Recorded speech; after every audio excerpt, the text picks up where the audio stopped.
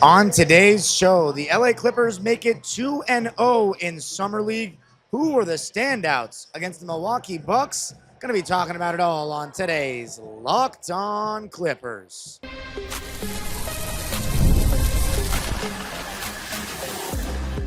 You are Locked On Clippers, your daily Los Angeles Clippers podcast, part of the Locked On Podcast Network, your team every day.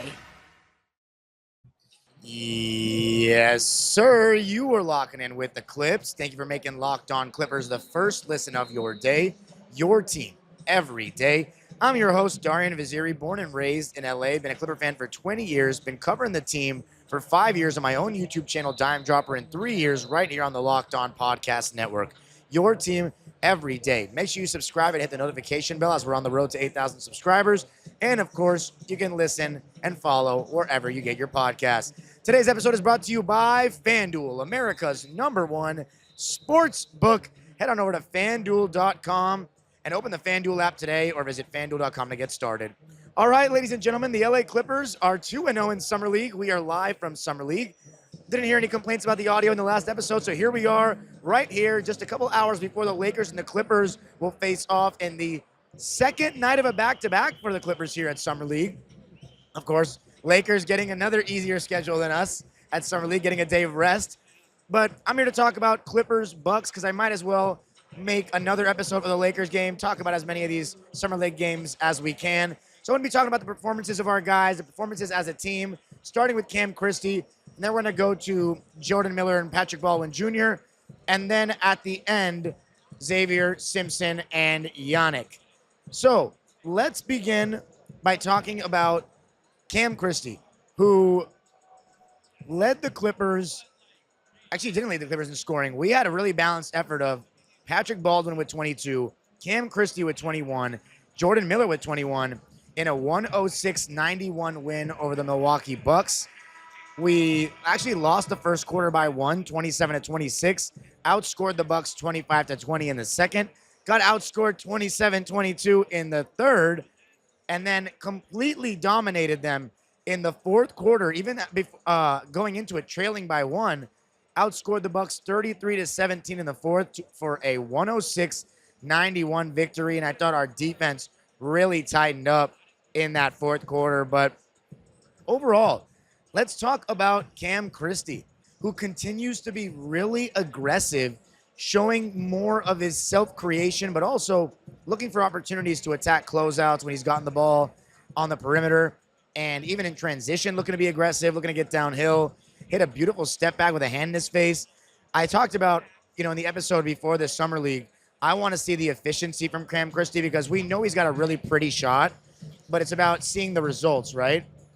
And he went 3 for 9 in the first game, but he also went 3 for 6 in the second game. So, and I'm talking about from 3. So 3 for 9 in the first game, 33%. In the second game, 50%. He shot 6 for 14 overall in 33 minutes against Milwaukee, ended with 21 points, 3 rebounds, and 3 assists. So 2 20-plus point games to start Summer League for Cam Christie. And, the Clippers only shot 42% in the first game. We shot 53% in this game. Bucks only shot 42.5%. From 3, the Bucks shot a putrid 26%. We shot 44%, 14 for 32. And then from the free throw line, they shot 83% on 23 attempts.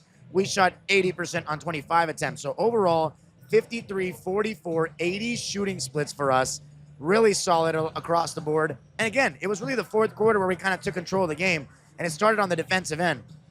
I thought one thing that, and I guess I'll mention him right now, Yannick Niederhauser, right? Really solid first game, 4 blocks, 10 rebounds. In this game, he was a lot quieter and played less. He only played 23 minutes in this game. He had 2 points, 3 rebounds, just 3 rebounds, 2 points, and only 1 block. Now, you might say he was bad. I don't think he was bad. I think he's getting adjusted to the pace of the game.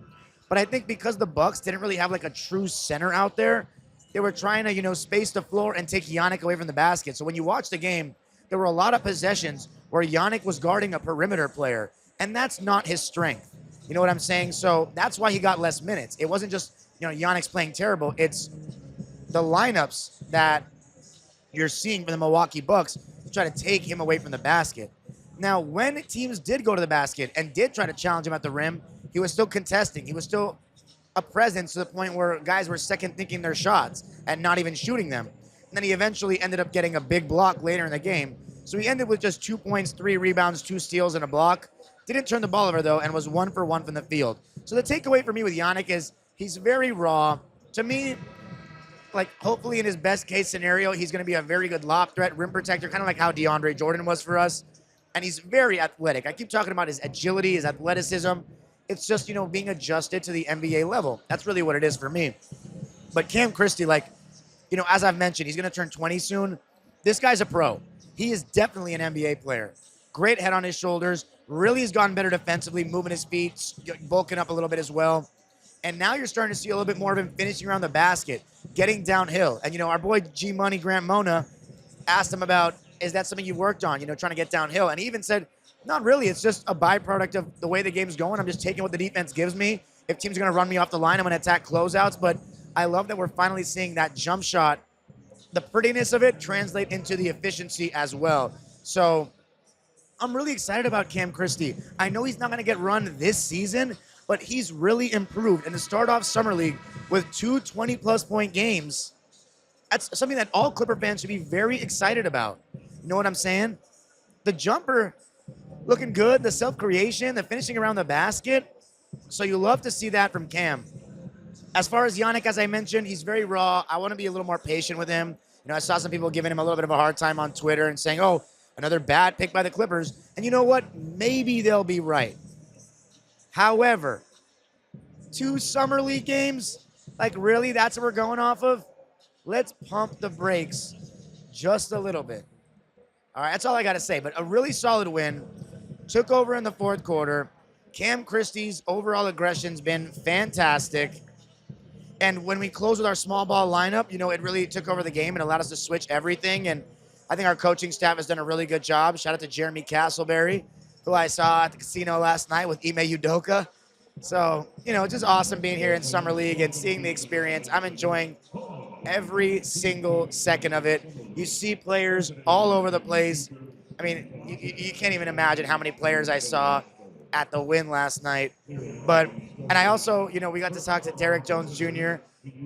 And I finally met Terance Mann. I'll talk about him and that interaction at the very end of the podcast. But Summer League is the place to be. That game was at Cox Pavilion. And by the way, shout out to the Clipper fans that were there. You can hear them booing on calls, making noise. So that was really cool to see that it was kind of more of like a home game for us. So good stuff. 2-0. We'll take it. And the thing about this Clippers Summer League team is, we lost in the semifinal last year. These are guys, a lot of them on our team, that have played in Summer League before. It's not their first rodeo. So we have a chance, in my opinion, to go pretty far. When we're dealing with teams that haven't played as much Summer League basketball when it comes to the individual players on those teams. So I think we've got a really good chance to go all the way. Got the Lakers on Monday.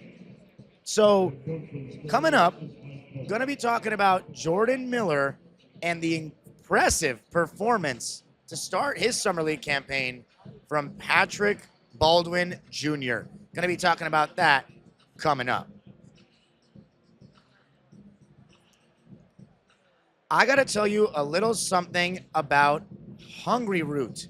Let's be honest. Meal planning and grocery shopping can be overwhelming.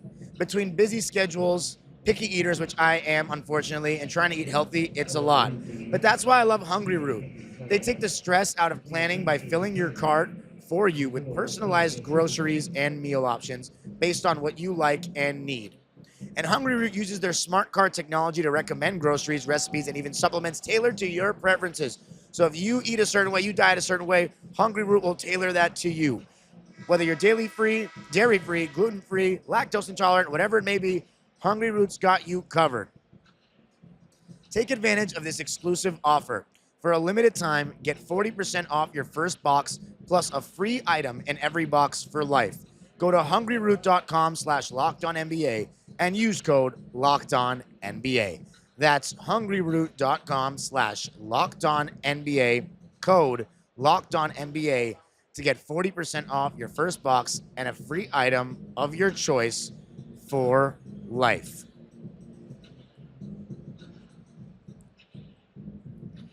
All right, back here talking about the Clippers' 106-91 win over the Milwaukee Bucks in our second summer league game. Patrick Baldwin Jr., he's someone that really stood out to me. First off, his size just really jumps off the court. You know, I would say jumps off the screen or jumps off the page, but I've been sitting in the second row. So his size is really something. Like full 6'9", strong. When he gets around the basket, it feels like he's going to finish just for the sheer fact that he's that big. If he misses a shot, he can put it back up and in. He was getting downhill, attacking closeouts, and he was knocking down the three ball. 3 of them in the first half, to be exact. So you love to see that. He talked about his defense as something that he wants to work on, but I just thought his activity early on was really good. Getting rebounds, hitting a 3, bodying up, getting downhill. So you saw a lot of good stuff, in my opinion, from Patrick Baldwin Jr. And I'm telling you, the size was really what stood out for me. He had 17 points and 7 rebounds in the first half. And funny enough, he also had 4 fouls in the first half. Remember, you get more fouls than 6 in summer league. So guys, that's part of the reason why the physicality is so high. You know, it's aggressive. It's a more physical brand of basketball than you see in the regular season. And it's partially because you have the more fouls and you have guys that are just dying to make the NBA. So Patrick Baldwin Jr., I mean, remember, this is a guy who was playing for the Golden State Warriors. And, you know, he's really looking for a role in this league. And I think he's a pro. I don't know what team he's going to play for, if he's going to stay with the Clippers. But in my opinion, he's a pro. And he was drafted, remember, he's a first-round pick. He was drafted 28th overall by the Warriors in 2022. Obviously only played 1 year for them. Then went to the Wizards in the Jordan Poole trade. And, you know, spent a lot of time in the G League. And has spent a lot of time in the G League overall. So he's hungry for a spot. He's 6'9", and I mean, he was listed on Wikipedia at 220 pounds, but I would not be surprised if he's put on more weight than that because he is a big dude. Now, in terms of his NBA career, his career high in games played was 38 in the 23-24 season, and he obviously didn't shoot too well, just 4 points a game on 38, 32, 68 splits. But again, you got to give him some time to get more comfortable and find a real consistent role in this league because if he gets it, of course, because 38 games, that's nothing. You know, that's not a regular rotation guy. But I really like what I'm seeing from Patrick Baldwin Jr., you know, or what I saw, I should say, 'cause it's only been 1 game. He was my player of the game. A double-double, 22 points, 13 rebounds to go along with 3 steals and a block. He did turn the ball over 5 times, but he didn't foul for the rest of the game. But how about the double-double? 22, 13, and then 3 steals and a block? So active all over the stat sheet. And he shot 50% from the field, 8 for 16, and 4 for 10 from 3. So yes, a lot of threes, but he shot 40%. You'll absolutely take that. And here's the thing. How many more years does Nico Batum have left? I would keep Patrick Baldwin Jr. around because I think he could be the successor of Nico Batum, or games that he's injured, why not give him some run?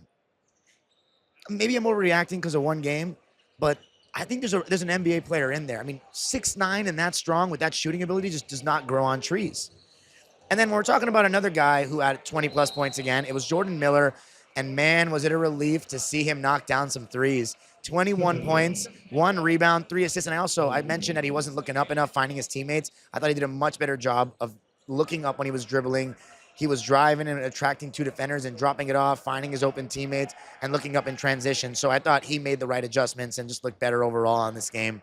21 points, 1 rebound, 3 assists, 1 steal.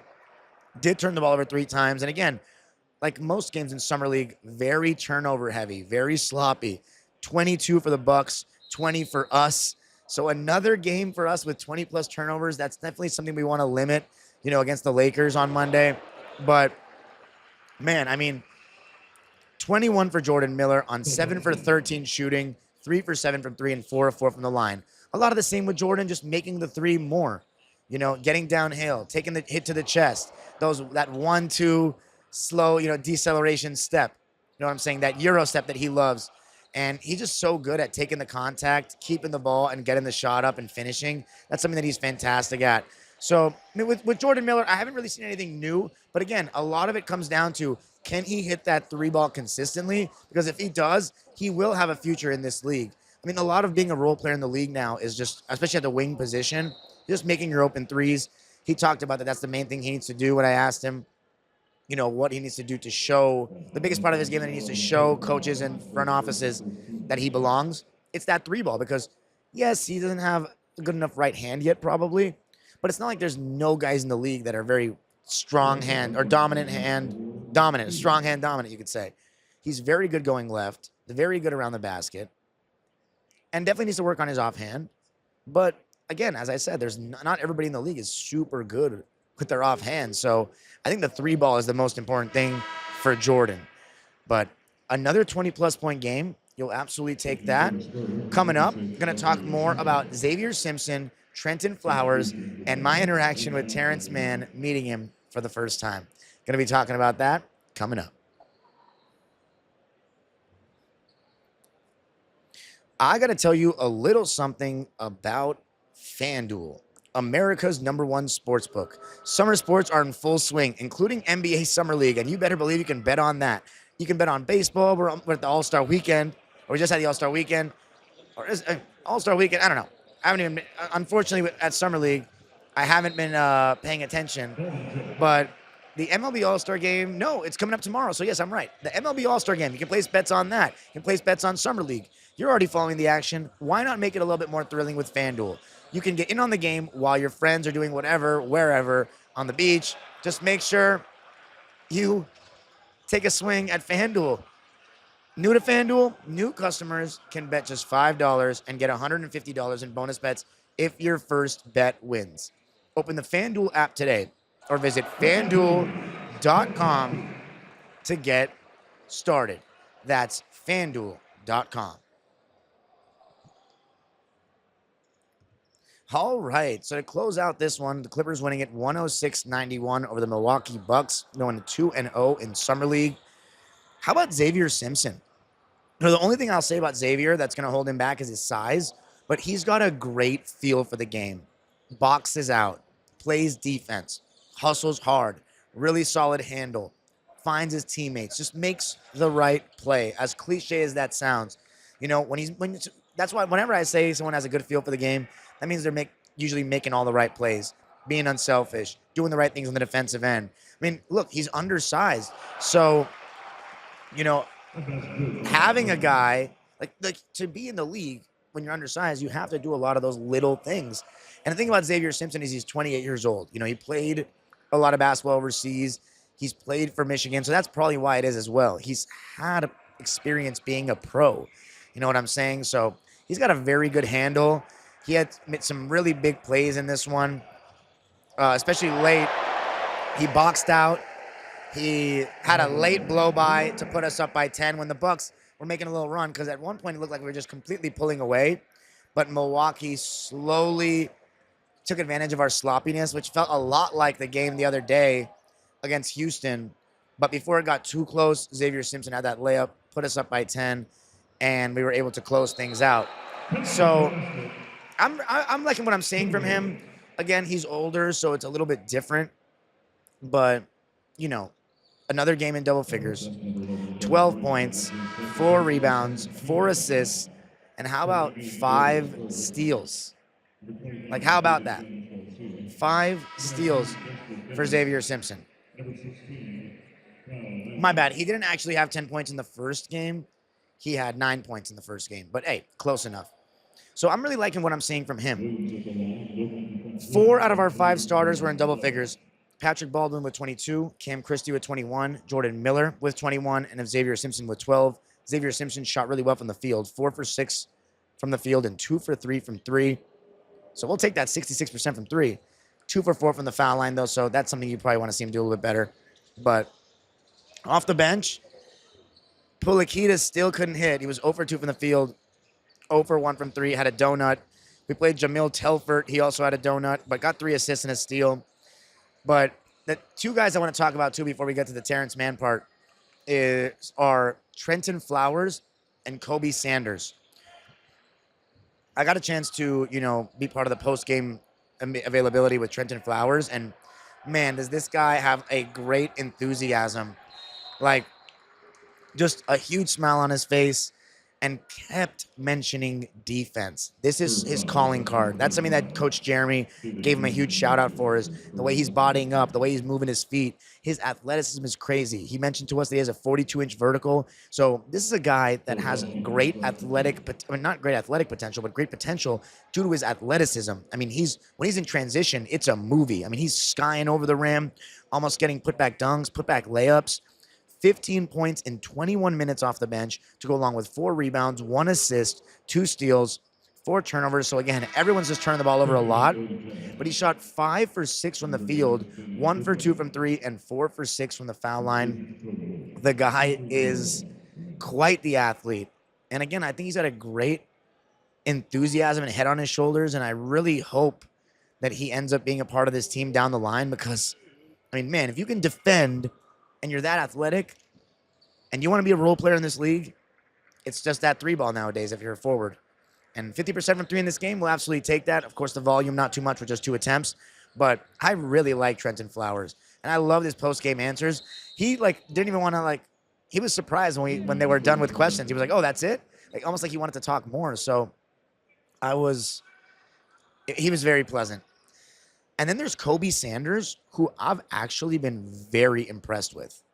When I saw his highlights, it looked kind of like plays at his own pace, slow, methodical, kind of like a Kyle Anderson in college type of deal, but he's much quicker than Kyle Anderson. He is getting the step on his defender a lot, whether it be one-on-one, attacking closeouts. He's consistently getting 2 feet in the paint. And he's got a really solid handle. I saw him getting pressured full court and using the arm bar to shield his defender. So he seems pretty comfortable with the ball in his hands. And he's got great size. And he's been efficient in 2 games. In this one, 13 points in 18 minutes on 5 for 10 shooting, 1 for 3 from deep. Had an amazing catch for an alley-oop layup and made both his free throws. So double figures on 50% shooting. Another good shooting game for him. I think we might have gotten a steal there. So far in these first 2 games, it looks pretty good. He can handle the ball. And if you can handle the ball and you're that big and you're finishing around the basket, you might have a future in this league. So again, this is not a guy that I think is going to play minutes for us on the rotation this year, but hopefully a guy that we can see down the line, get some good reps for our G League team, because it looks like we got a really solid player there. And of course, he's a little bit older too. He played 5 years of college basketball. So he's got a little bit more of that, seasoned nature to his game. But, okay, I might be tripping, but I think I see Aaron Donald sitting courtside. Sorry for the distraction, but that's a big deal. If that's the case, I'm probably wrong, though, on that. But anyway, Kobe Sanders, Trenton Flowers, Patrick Baldwin Jr., Cam Christie, Jordan Miller, Xavier Simpson. I think all of them played really well. And, of course, in this game, we were without Kobe Brown. But so far, so good for your Clippers. 2-0 in Summer League. And I'm liking what I'm seeing. I'm really liking what I'm seeing. Let's see if we can make it 3-0 against the Lakers. Now, Terance Mann. So I'm at the Win last night. I see a lot of former Clippers, a lot of NBA players, more than you could ever imagine. John Wall, Rajon Rondo, Z Bozo, Zach Randolph, Andre Miller, Willie Green, Coach Jeremy, Ime Udoka, everyone you could think of. Derek Jones Jr., who we talked to, and he says it's Flight 5 now, not Flight 55. So remember, he's changing his number. But we see Terance Mann. I'm with my boy DL2 that you always see in my Dime Dropper vlogs, and Grant Mona for the Sporting Tribune. And we see Terance, and we go up to him, and he sees DL2 wearing all Clipper gear. So he already knew what was up. So he put his hand out, ready to shake our hands. And I was wondering, because people always say, like, all the players see the tweets. All the players see the tweets. So I was curious, like, does Terance Mann know who I am? And so I was like, yo, I don't know if you know who I am, but I defended you for so many years. My name is Dime Dropper on Twitter. And he said, Twitter, he's like, my guy handles that. So I guess Terance doesn't actually do all the tweeting himself. But it was an amazing interaction. It was better than I ever could have imagined. he told us that he'll be back one day. That's what he told me. He said, I'll be back one day. And I told him, you know, I defended you till the very end, man. It was like, we were all in the, in the arena that night, game 6, 2021. And he was like, crazy. Yeah, and I told him that, asked him if he knew my friend Ethan from Massachusetts, because that's how I knew about Terance Mann before he got drafted. Like, for people going back to when everybody would say I stand Terance Mann, to some degree it was because I knew about him before he even played a game for us, because my friend knew Martin Mann, his younger brother, and told me about him in Massachusetts. Remember, I went to UMass, the greatest school in Massachusetts. Not Harvard, not Northeastern, not BU, not BC, not MIT, University of Massachusetts, Amherst, not Amherst College. Don't get it twisted. And when I went there, I heard about Terance. And then he gets drafted to my team and has that kind of game. Like, of course I'm going to back him for life. But also, objectively, he was a positive player for us until the 2024-25 season. It really was. I don't even think he was necessarily a net negative, but we just had guys that were doing what he does better. But, man, I mean, he was the first NBA player that I've really talked to on this trip that wasn't, like, on some, like, okay, thank you, go away kind of deal. Because eventually you get to that point where they're like, all right, thank you so much, but, like, I'm trying to, just have my own time. But, man, he was like, I told him, I was like, you're going to get a great reception when you come back. And he said, oh, I need a standing ovation. And it was great. We were talking about Chelsea. So, like, he is as awesome as I thought he would be. It was an amazing interaction.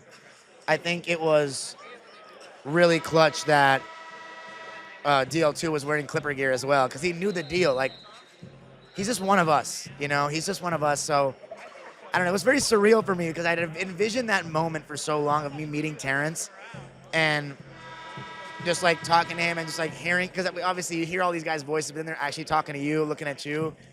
It was awesome. It was awesome. Like, I don't get, like, I've been around all these people all the time. So, like, well, not all the time, but, I see them so much. I'm from LA, so you see celebrities and like that, and so I don't get starstruck or anything like that. And I wasn't necessarily starstruck, but it was very surreal, for all of my, like, me, Money Mona, and DL2 to be talking to Terance, man, like, because we're just such diehards, you know what I mean? And he's just Clipper legend. That's all I got to say. And Derek Jones was awesome too. So I've gotten to meet Chris Dunn on this trip. I've gotten to meet Derek Jones on this trip. Terance Mann, Dante Jones, Jason Powell. Dante Jones and I already knew each other though, because I coached against his son. But oh man, Summer League is just special. That's all I got to say. Summer League is just special. Oh my God, guess who I met, guys? Sam frickin' Cassell. Actually, I'll talk about that right now for a sec. So I met Sam Cassell, which is a dream come true. Like, he's part of the reason I'm a Clipper fan. And I told him that. I said, yo, you are literally one of the reasons why I love basketball so much. And he was like, really? And, like, I started watching basketball in 06. I'm from LA. And when I said 05, 06, you could see him smiling. And he was like, oh, really? So then I really picked his brain about coaching. You know what I mean? Like, how often do coaches call plays versus the players calling plays in the NBA? And he said, we'll maybe call plays like max 40% of the time. So again, it's a players league. It's not like college. And he said if you want to get into the coaching game, learn about every single kind of game and its intricacies. The old school, the new school, the overseas game, the college game. All of it matters. Everything's different. There's nothing quite like the NBA game. And he said, and I asked him, like, I was like, I've been advocating for you to be a head coach for a while. Do you want to be a head coach? And he said, yes, with authority. So, I mean, obviously, it would be special to have, what's it called? To have Sam Cassell eventually, when Ty Lue's time runs out, be our coach. That would be sick. But I'd rather just him get a head coaching job wherever. It doesn't matter to me. I'll be very happy for him if he does. So, yeah. Sam Cassell, baby, the GOAT. The GOAT. And I was sitting right behind Joe Mazzulla. So, like, by the way, if you want to find out all that, go to Dime Dropper. I've all the vlogs are there. It's so much cool stuff I'm posting there. So both my channels, Dime Dropper and Locked On Clippers. Make sure you subscribe to both. You can listen to Locked On Clippers wherever you get your podcast. And I'll be doing another episode for the Laker game and maybe another one for Brook Lopez. His opening words as a Clipper, because there were some good takeaways there we can talk about. Also had a hilarious interaction with Brook. So it's just a good time. This is my last full day at Summer League, though. It's been an incredible experience, an experience of a lifetime. I wouldn't trade it for the world. Getting to meet some of my 2000s heroes. Special, man. Like, let's meet Rondo in the hotel, Taj Gibson, Kyle Korver. I got to see The only time I was starstruck on this trip, even though I sat behind LeBron James, which is insane, was Patrick Ewing because he's before my time. I met Mario Elliott too, but different level. Patrick Ewing has like a presence. You know, he's a 7-footer. He's a freaking top 75 guy. So it's a great time to be here. I don't even know what else to tell you. The age-old proverb continues. Go Clippers, and let's see how we do against the Lakers.